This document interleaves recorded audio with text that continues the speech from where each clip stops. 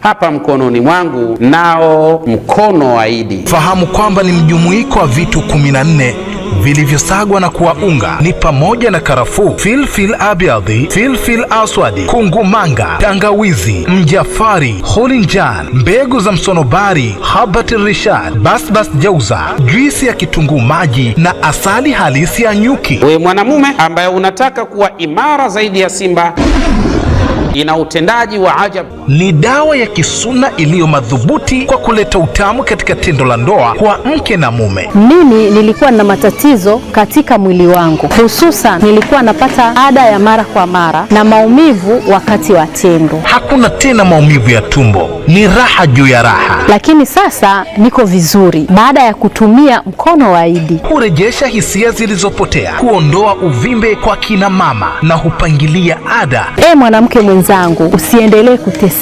Tumia mkono wa Idi, ndio suluhisho la matatizo yako. Maumivu ya tumbo, harufu mbaya sehemu za siri, hawasikii ladha wala hawatamani kuingia katika tendo la ndoa. Na pia huzibua mirija ya uzazi kwa akina mama. Pili, huwapa ladha kina baba na huwaondoshea mfumo jogoo. Mimi sipendi uzembe na ulegevu tena, napenda ukakamavu na uimara zaidi. Ili kujipatia mkono wa Idi, tupigie katika nambari zifuatazo: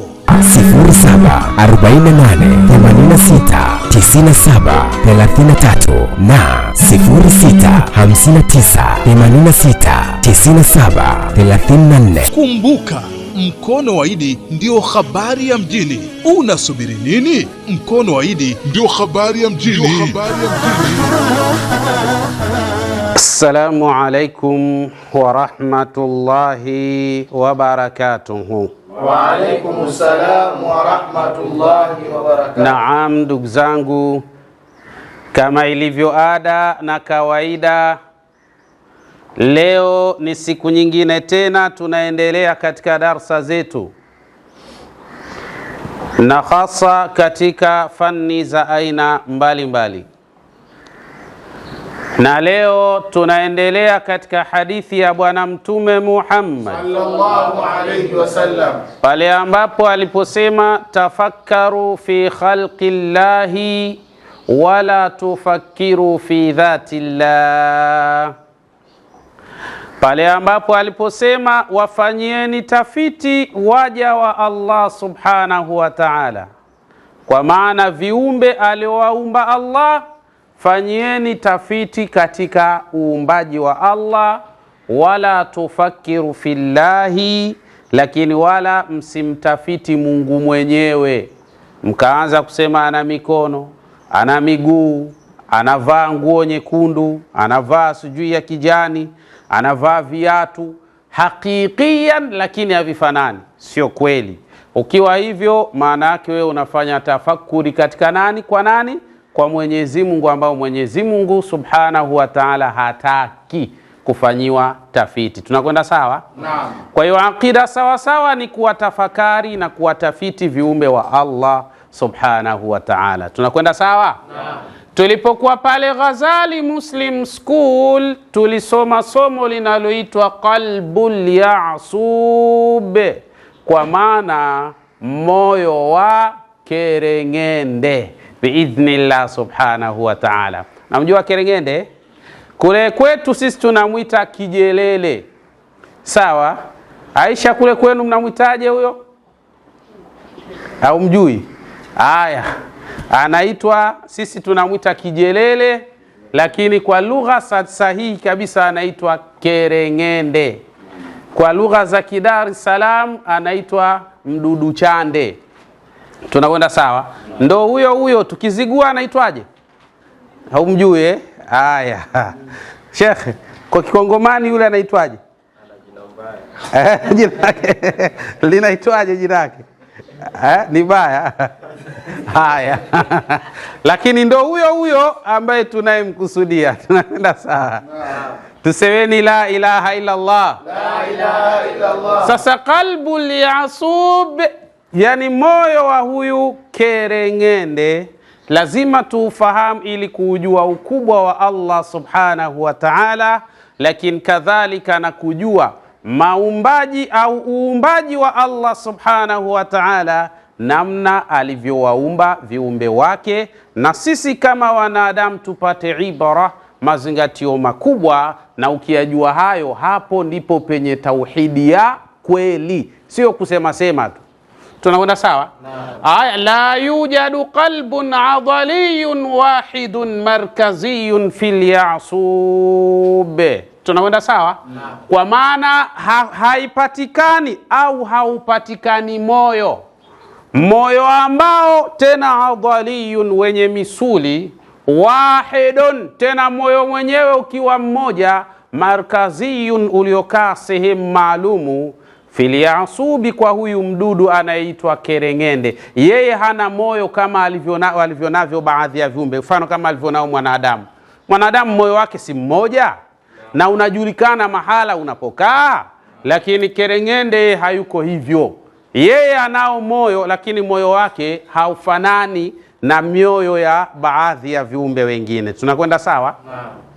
Kama fi thadiyat, kama jinsi ambavyo wale viumbe wenye tabia ya kunyonyesha wanao moyo kama msuli wenyewe umekaa mahala fulani na unajulikana, huu ndio moyo. Sasa huyu yuko vipi? Bali yamtaliku jihazan dawraniyan maftuhan yu'tamidu ala wi'a'i dhahari. Tunaona sawa? Bali yeye huyu ambaye anaitwa kerengende, yamtaliku jihazan dawraniya, yeye anao mzunguko wa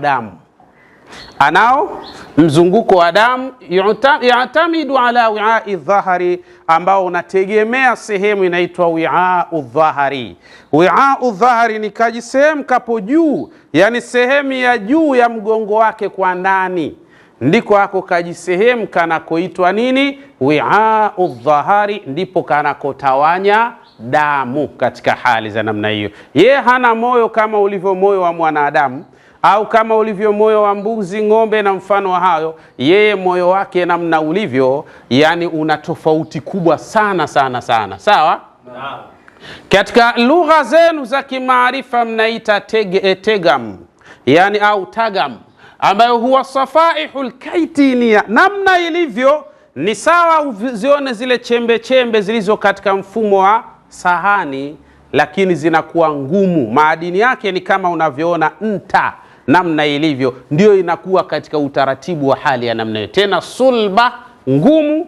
Allati tughatti satha al-ulwi, hii ndio ambayo inafunika sehemu ya juu. Kimaarifa tunaita nini? Adhahariyu, kwa maana sehemu ya mgongo wake huyu kerengende. Tusemeni la ilaha illa Allah. La ilaha. We mwanadamu ungewekewa mfumo wa namna hii, ingekuwa tabu sana kusurvive katika maisha haya. Ndio maana tunasema hadha khalqullahi faaruni madha khalaqa alladhina min dunihi. Mwenyezi Mungu anasema huu ndio uumbaji wake yeye Allah tabaraka wa taala. Sasa nyinyi inaonesheni ni kitu gani kisichokuwa Allah kimeweza kuumba chochote katika dunia hii? Yupo? Hakuna. Tunakwenda sawa? Ambayo inaitwa qalbul anbubi, kwa maana moyo wenye asili ya bomba, yani ulivyokaa moyo wake ni kama kibomba tu hivi, ndio moyo jinsi ulivyokaa. Sawa? Yamtaddu bitulil jismi, moyo ambaye bila shaka umeenea kutokana na urefu wa mwili wake, ndio moyo wake uko hivyo. Sawa? Tena yadhahu damma, kwa maana huo moyo unasukuma damu ya huyo mdudu ambaye anaitwa nani? Kerengende. Damu yenyewe inaitwa haemolif. Haemolif ndio damu ya huyu kerengende. Tunaona sawa? Haemolif ni damu ya nani? Kerengende. Ya kerengende. Sawa? Lakini damu yake ni tofauti na damu ya mwanadamu. Damu yako si inabeba seli nyekundu na seli nyeupe? Sasa hii damu yake iko tofauti, ndio maana inaitwa haemolif. Haemolif kwa sababu gani? Huwa sailun dawranun, huwa sailu dawrani damu alhasharat, kwa maana ni majimaji ambayo ndio yanayosurvive na kuzunguka katika mwili wake, na kitaalamu ndo tunaita damu alhasharat, kwa maana damu ya vijidudu katika hali za namna hiyo. Sawa? Alladhi yamla'u tajwifa aljismi, ni damu ambayo au hiyo haemolif ndio ile ambayo imejaa katika ule uwazi wa mwili wake. Mwili wake si una kama kijitumbo hivi, Sasa kile kijitumbo ule katika ule uwazi ule ndo moyo wenyewe, na ndipo kuna hiyo haimolif, kwa maana mfumo wa damu yake katika hali za namna hiyo. Tunakwenda sawa?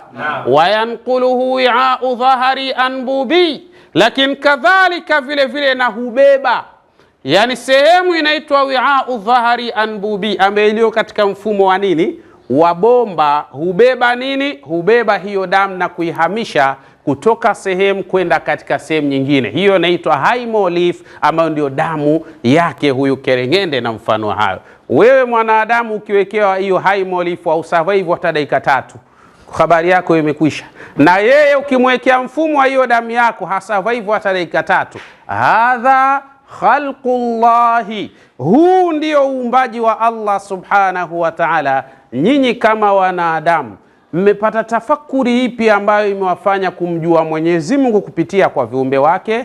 Ndiyo Mtume anasema tafakkaru fi khalqillah, fanyeni tafiti katika kuwajua vema viumbe wa Allah tabaraka wa taala. Tusemeni la ilaha illa Allah. La ilaha illa Allah. Sasa hii inafanya kazi gani hii damu yake au haimolif? Tunasema ya'malu ka qalbin, inafanya kazi kama jinsi unavyoona moyo unaufanya kazi, ambao ni udhun dakhun, kwa maana kiungo chenye tabia ya kusukuma damu. Basi na hii haimolif, kwa maana ile sehemu yenye uwazi katika sehemu ya huyu kerengende, nayo ina uwezo wa kufanya kazi katika hali za namna hiyo, fil batni, katika sehemu ya tumbo lake. Sawa. Wayamtaddu kashiriyanin au ruti ila rasi, na hali ya namna hiyo hii sehemu inafanya kazi kama vile mshipa unaitwa aorta kwa mwanadamu. Aorta ni ule mshipa mkubwa wa moyo ambao unasambaza damu kwa juu. Sawa. Basi na yeye pia hii yani yamtaddu, ile sehemu ya tumbo lake imeenea au imekuwa ndefu, kashiriani au ruti, kama vile unavyoona mishipa inayoitwa nini, aorta, ila rasi, kuelekea wapi? Katika kichwa chake. Mimma yadhmanu tawzi'a almaghdhiyat alhormonat walfadalat, kiasi ambacho ndiyo sehemu ambayo inayoeneza lishe, lakini inabeba hormones za aina mbalimbali, na inabeba alfadhalati, mabaki mengine yanayotakiwa kuwepo katika mwili wa mwanadamu, badala katika mwili wake huyo nani, kerengende, badala min al-oksijena, min naqli al-oksijena, badala ya kubeba nini, oksijeni. We mwanadamu unapovuta hewa, tunakwenda sawa, hewa ile ikaenda katika mapafu yako, kuna vifuko vidogo vidogo katika mapafu, kila kimoja kinachukua hewa safi ya oksijeni. Ile hewa inasafisha damu, alafu inatembea na damu, inaitwa hemoglobina. Sawa. Sasa yeye huyu ana haimolif, ambayo hii sasa namna ilivyo ndio ambayo bila shaka nakli oksijena, sawa, inafanya kazi kama vile jinsi ambavyo inavyoweza kufanya kazi katika mwili wa mwanadamu wa kubeba oksijeni na kuisambaza katika mwili mzima. Hadha khalqullahi, huu ni uumbaji wa Allah subhanahu wa ta'ala. Na nyinyi chukueni mazingatio katika uumbaji wa Allah, bila shaka mtamuona Allah amama ayunikum, mbele ya macho yenu, kwa kutazama utendaji wa viumbe wake Allah tabaraka wa ta'ala. Nani anafanya tafakuri katika viumbe wa Allah? Wewe unajisomea tu Yasub, sawa, kerengende, basi umemuona vile, hujui hata yani alipita hatua zake zikoje, zinakupaje maalumati? Wewe unawezaje kumjua Allah subhanahu wa ta'ala kupitia kwa kiumbe huyu? Huna taarifa hiyo wala huna habari hizo. Wewe kazi yako ni kuvimbisha mishipa ya shingo, unajua sana dini, wengine hawajui. Subhanallah, huo ni mtihani mzito kabisa tulokuwa nao. Sawa. Tunasema yaqa'u fil juz'il khalfi, sawa, min albatni, inapatikana katika sehemu ya nyuma ya tumbo la huyo kerengende. Wa huwa ambubun adhaliyun, nalo ni bomba lenye asili ya misuli, yani bomba lina uwezo wa kutanuka na kusinyaa, yani ndio maana ya kuwa katika mfumo wa msuli. Msuli ni kitu ambacho kina uwezo wa kutanuka na kina uwezo wa kusinyaa. Yanqabidhu lidaf'i dami, sasa huwa inajifunga kwa ajili ya kufanyaje? Kutawanya damu. minal khalfi, kutoka katika sehemu ya nyuma, ilal amami, kupeleka sehemu ya mbele, nahwa rasi, tena upande wa kichwa chake. Yani inapojifinya hivi pap, inatoa sehemu ya nyuma ile damu ambayo tunaita haemolif, inaspeleka katika sehemu ya mbele ambapo ni sehemu ya kichwa chake, huyu ambaye anaitwa nani? Anaitwa kerengende biidhnillah subhanahu wa ta'ala. Nakwenda sawa? Naam. Tunafahamiana? Naam. Adamu la yasiru fi awiyati damawiyatin mughallaqa, lakini damu huwa haiendi, damu yake huwa haiendi katika mishipa ya damu, sawa? Tena mishipa ambayo inawezekana unaweza kuwa unaiona hata katika mabawa yake, haiendi damu kule. Mwenyezi Mungu ana hatari sana katika uumbaji wake, sawa? Bali yamtaddu, bali yatarafaku bihurriyati dakhila tajwifi aljismi, bali damu ile huwa inatumwa katika ule uwazi unaopatikana katika mwili wake, tunaita katika sehemu hiyo ya ule uwazi unaopatikana katika tumbo lake, ndio damu huwa inatumwa. Lakini katika lugha zenu mnaita hemocoil. Hemocoil ndio ule urefu wa ule mwili wake, ndo damu yake hii haemolif inakaa maeneo yake yale. Yenyewe haitumi katika mishipa ya damu kaanza kutembea kwenye mishipa, inakaa katika maeneo yale. Huu ni uumbaji wake Allah tabaraka wa taala. Mungu anasema faaruni madha khalaqa alladhina min dunihi, nionyesheni sasa ni kina nani au ni yupi ambaye aliumba uumbaji huu unaodhihirisha ukubwa wa Allah subhanahu wa ta'ala. Ni yupi ambaye aliumba kinyume chake Allah tabaraka wa ta'ala? Yupo? Kuna aliyeumba zaidi ya Allah? Kwa nini tusimjue Allah kupitia viumbe wake? Allah anataka tujue uumbaji ili kumjua yeye Allah tabaraka wa ta'ala. Tunakwenda sawa? Haya, katika hali ya namna hiyo tunasema dauratul qalbi fi tayran, kuna ule mzunguko wa kuruka kwake, sawa? Yani moyo unafanyaje kazi mpaka yeye ana uwezo sasa wa kuruka vizuri biidhnillah subhanahu wa ta'ala. Wallahi ukiajua haya utasema subhanaka ma khalaqta hadha batilan subhanaka faqina adhaban nar. Sawa? Nadharan, hii ni tafiti zilizofanyika lianna adalatin, sawa, ajnihati yasub, kwa sababu zile mbavu za mbawa za huyu Yaasub, huyu kerengende, qawiyatun, kwanza zina nguvu mno. Namna alivyozijalia Allah zina nguvu sana. Watastahliku taqatan haila, na zina uwezo kabisa hizo mbawa kutumia nini? Nishati ya hali ya juu. Yani zinataka nishati, zinataka umeme ili zile mbawa ziweze kupiga vizuri kabisa katika hali ya aina kadha, sawa? Tena ya amalu alqalbu, moyo sasa huwa unafanya bifailiyatin aliya, yani kwa utendaji wa hali ya juu kabisa, lidhamani tawfiri dami almuaksaji lihadhihi aladalat, kwa kuwa kama dhamana ambayo itakayopeleka damu kwa wingi, tena damu almuaksaji, yani yenye oksijeni, damu iliyo safi, sawa, lihadhihi aladalat, kupeleka katika sehemu ya mishipa hii, yani misuli hii ambayo ina tabia ya kutanuka na kusinyaa. Hii misuli ambayo inabeba imefungwa mabawa ya huyu kerengende, yani inapopelekwa ile damu katika ile misuli ndo kunapatikana kutanuka na kusinyaa, na hii ni kwa sababu ya nishati, umeme ambao unapelekwa katika maeneo haya, na haya ameyafanya Allah subhanahu wa ta'ala, na Mtume sallallahu alayhi wasallam anasema tafakkaru fi khalqillah, mkitaka kumjua Allah watafitini viumbe wake Allah tabaraka wa ta'ala. Hapo hujamuona Mwenyezi Mungu? Haya mambo yamefanyika hivi hivi tukizembezembe? Yamefanywa kwa utaratibu maalum kabisa biidhnillah. Na ndio maana utaona hata hina tazawuji, wakati wanapotaka kufanya tendo lile la ndoa hawa wadudu wawili, utamuona huyu jike namna alivyo anamshika mkia, yani mkia wake unamshika dume katika sehemu ya shingo lake pap, alafu anakaa katika mfumo wa moyo. Yani huyu dume sana kuja pap, anaingia kwa chini yake huku, alafu anakaa katika mfumo wa moyo au mfumo wa kopa au ajalatul qalbi, kwa lugha nyingine wanaita mfumo wa gurudumu, ndio anakaa katika hali za namna hiyo. Ameyafanya haya ni nani? Allah. Kwa hiyo jike anamshika mume hapa katika shingo lake kwa kutumia mkia.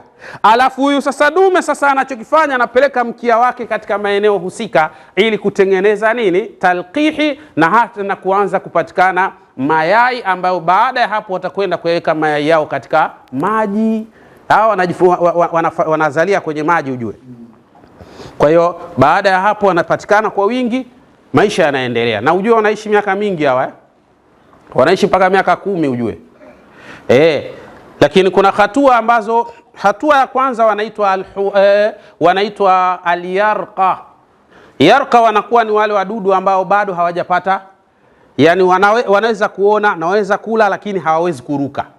Sawa, mabawa hana. Akitoka katika al-yarqa anakuja hatua ya pili inaitwa al-huwairiyah au al-huriyah.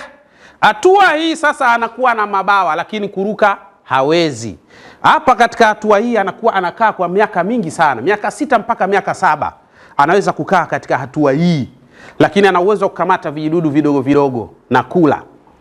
Kisha baada ya hapo anakwenda hatua inaitwa marhalatul baligha, yani hatua ya kubalighi. Sasa hii hatua ya kubalighi ndio anakaa wiki 3 tu anakufa.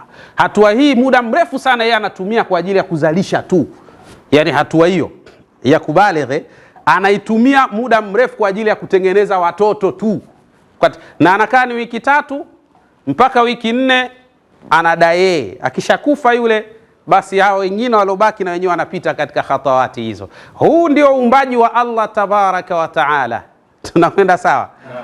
Na hata sisi wanadamu jamani, tuliishi, yani wapo watu ambao waliishi miaka mingi.